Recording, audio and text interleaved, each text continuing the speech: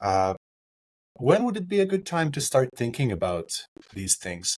I feel like it takes a long time to network, to find what makes you flowy, and where would you like to go into this landscape of industry jobs? When would it be a good time to start planning?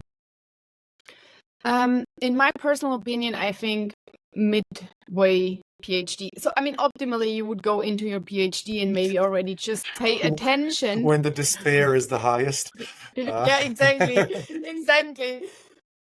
Optimally, you would just go into your PhD, and I know that's a wishful thinking from my side, but you would just be very kind of like aware of, these are tasks I like, these are tasks I don't like. I actually wrote a post about it. And what I think can be very, very effective is sit down once a week and just reflect. What did I like? What did I don't like? And what do I miss? Because, when you think of, oh, I really love being in meetings, like me, you need to ask yourself, why? Why do I love being in meetings? And it's because I can connect with people. Why do I not like to be in the lab? Because I feel isolated. And, I love creative environments. The lab is not a really creative environment. I'm a very visual person. I love good looking things. And so when you kind of understand, because the way I see it is, you don't go out and say, I have these skills. Which job can I do with these skills? You go out and say, I'm Kenan and I'm interested in X, Y, Z, and I have these skills. And I'm looking for a position that matches my personal interests, my values, and my skills, right? So, as an example, I have run single-cell sequencing for 5 years. I have done a lot of experiments. I would actually call myself an expert, and I'm sure there are a lot of positions out where I could probably just go and work in single-cell sequencing because I'm an expert now. I know it in and out. But do I want to do it? No. And this is what is really important, because what I see a lot of PhDs doing, they go like, okay, I know how to image, I know how to this, I know, but what do you want, So understand what you want. And this, you can start at any time, the earlier the better, but I would really recommend, in my personal opinion, start mid-PhD, because once you understand, okay, wow, I really like to do these things. Let's say you want to be a medical writer. You realize I love writing, and I love to be creative and all of these kind of things. You can start building a network in that direction. Or you can start nowadays in 2024, you can start build a personal brand around it. When you walk out of the PhD, you might have a network of people that wants to support you, that know you, and you come from a place where you don't ask anything. This is always important. When you start building a network, it's better to start early, where you don't actually need it. So when you come to a point that you need it, the relationships that I mentioned earlier, they're already established. So it's a no-brainer for people to be like, hey, yeah, of course, Kenan, I can introduce you to this person. Why not? But it's, if you ask someone you have never met in your life, your chances are really low that they will reply. Or, unless you have a common ground, like reaching out, asking other PhDs for informational interviews. If you do it like a human, or if you reach out from human to human, I think it works like a charm, honestly. So, yeah, I would say mid PhD, but yeah. And if I'm not mid PhD, if I'm kind of panicking now at year 4 or 5, and I don't want to do a postdoc because this whole thing of doing lab thing, I just don't like it. I want to go into a company, do something different, but I'm kind of short on time, and time is money, so I should find something fast. How would you advise me to make a plan that is most efficient, that gets me somewhere, let's say in 6 months, or in some reasonable time, So, well, let's say you will probably not be able to leverage a network in this case. So I read an interesting survey from LinkedIn. They say 85% of the positions are built for networking, which is insane. But one has to be realistic. Building a network that will actually help you within 3 months, or, in this short period of time is tough. It's not impossible, but I would probably bet on something else. I would really try to understand what I do have to offer to industry, and really write a rock star resume that communicates your value clearly to industry and what you actually have to offer. It will still be tough, I think, to get looked at, just because of the volume that goes through. I think a general tip is always, if you want to increase your chances for being noticed, you can do a couple of things. For example, if you don't have a network that can refer you in, apply as early as possible. Because you need to think of a company, when they get 1,000 applications, they might actually start going through the applications as they come in. If they find suitable candidates in the first 100, you might actually be out if you're candidate 900. Another thing is, you can actually also just reach out if the hiring manager is posted and express your interest. It's something very few people do, but you will be on top of the mind. But generally, I think your best bet would really be get a resume that will get you a foot in the door. Because I do see it, if you know how to communicate your value, Kenan. I mean, honestly, like, this is a real life example. We have a girl, she joined our course, I think 3 weeks ago. And she has applied for a lot of positions. I think for the past half a year, she hasn't gotten a single interview. So she took the course, she tweaked her resume according to what we tell her in the course. She also got a resume review from Angela, who has worked as a hiring manager for 20 years. They tweaked very little things, Kenan. And now she got an interview at a very big pharma company in Germany. So it's really about understanding how you can communicate your value. And if you manage to show, because this is where most of the academics fail. It's not that we don't have the skills to do the job. It's we do not manage to align the skills that we have acquired with the job description. And you cannot expect that any recruiter would sit there and be like, oh, Kenan has done all of these amazing things. How exactly can he now provide value in this position? You need to be the one to tell them how you bring value and how you solve problems in this position. And that's I think my best bet. And do informational interviews, because this can be a really good way to kind of, how should I say, like, it's more of a short-term networking. You can, I have heard of people that did informational interviews. They said, they reached out to someone and said, hey, I'm about to finish my PhD. Would you be open for a chat? It's just like 15 minutes or 20 minutes. I would like to hear about your experience. And sometimes they actually say, because you need to remember, most of the companies, they have something that's called a referral bonus. This means if I refer you in, I get actually money. So if, let's say, you have an informational interview with someone and they say, oh, actually, we have an open position, maybe I could give you a referral. This is something you can also do, for example. I think informational interviews can be a really, really great tool. And of course, LinkedIn, always LinkedIn. I mean, you will not get the same depth of network, but it's never too late to start putting yourself out, commenting with some very thoughtful comments, for example, on content creators that work in your niche or in your field. Yeah, because this is also how you can get recognized. I mean, if you post yourself, I think it's the most effective way, but it's really not for everyone. So I would recommend you also to just become very clear quickly of what you want to do, and don't go too broad, because this is what I see a lot of PhDs doing, Kenan, they apply for everything because they have no clue what they want and do not align their wants and interests with positions. And what you will get is a very generic application. It's kind of the same issue that most students are going through when they're doing academic applications, right? Yeah. The shotgun approach. Let me just send 200 CVs to 200 generic letters and hoping for an answer. Sometimes it works, but then I tell, but do you want to get somewhere by accident, not knowing where you're getting yourself into, right? Wouldn't it be much better that you really understand what you want and where you want to go, and get some clarity on that, and then tailor 10, 15 applications instead of 200 to those 15 places. And then if 3 of them work, you would be actually delighted to get there and work there, rather than just, oh, okay, I'm getting into this company, I have no idea what I'm getting myself into, what kind of environment. And it's kind of a rolling the dice, with your luck. Maybe I have a lot of people in my, let's say, LinkedIn network and my newsletter that are not from Europe. And they often ask me, I have a couple of friends who are, say, from India, and they're trying Mhm. to get a position in Europe in a company.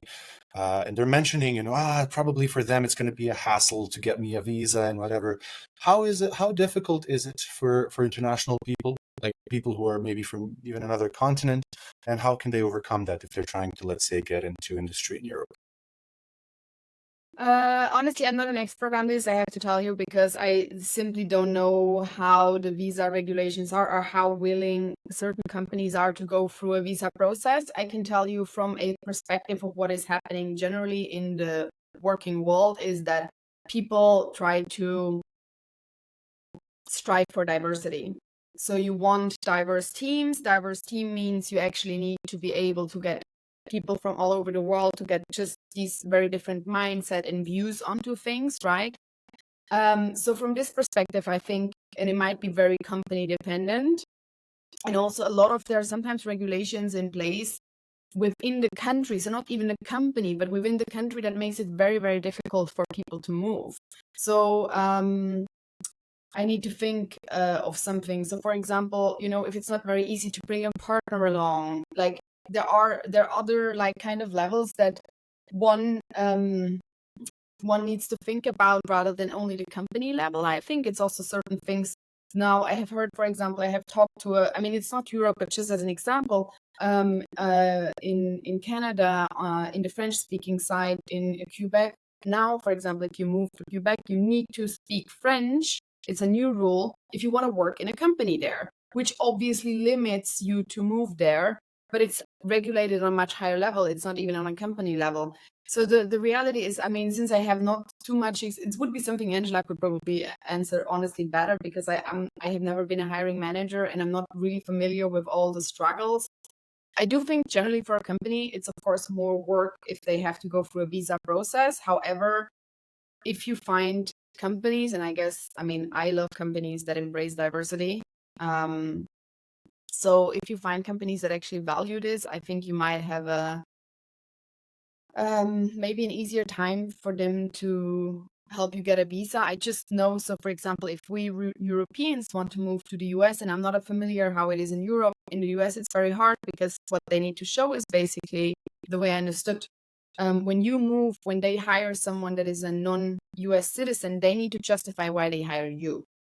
So why can a person in the US not do the job? Why do you need to get someone from outside? So I'm not actually quite clear on how this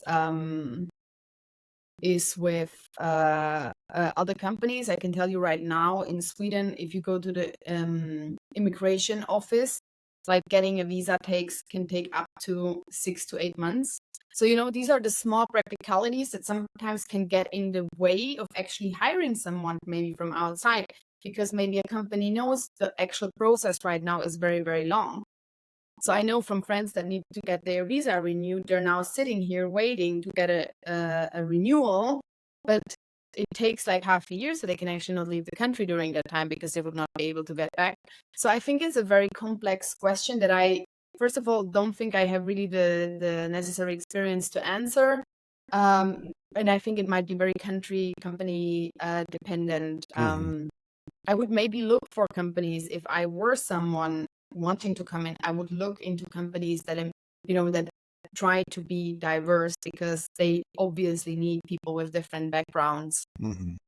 So to combine those, network with people from companies that value the diversity. That will give you that'll give you the biggest impact chance. Yeah.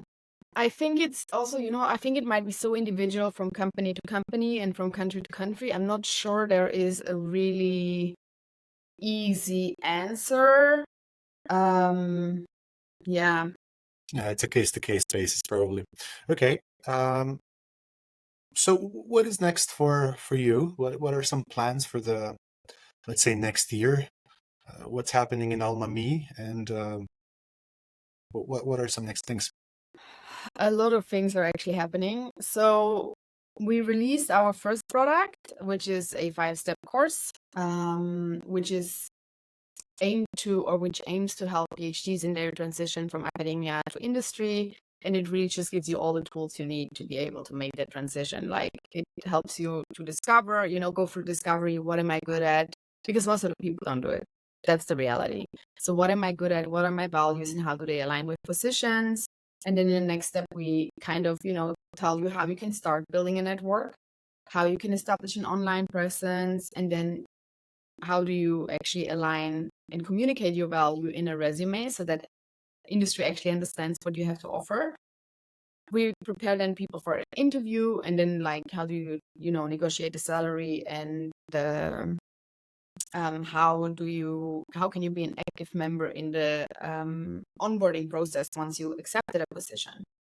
So it's all like an on-demand course, which is a video course, which we are now currently, because I think it really builds a basis for every PhD student to understand how can I approach the process. So I would like to get it into, as a next step, into universities.